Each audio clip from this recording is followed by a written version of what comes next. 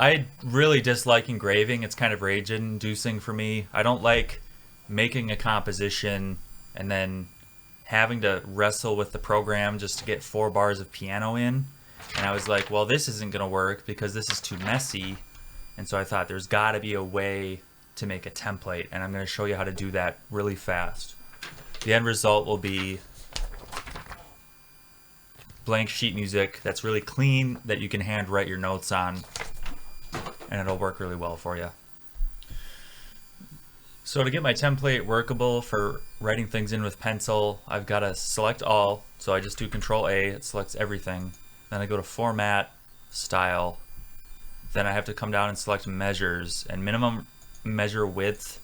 Kind of mess with it until you're comfortable with what you got. I just put mine to 16, which won't be quite big enough for like 16th notes and stuff, but I'm probably just going to use a shorthand.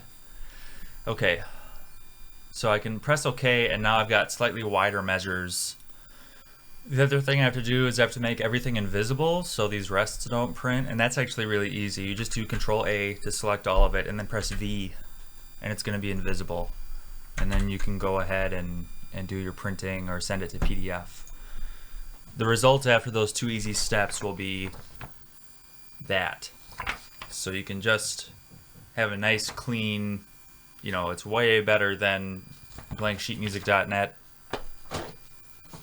And then what I'll do is I'll take this and I'll send this template to my engraver, and then they can do the actual work of putting in the notes, which I hate doing. So there we go.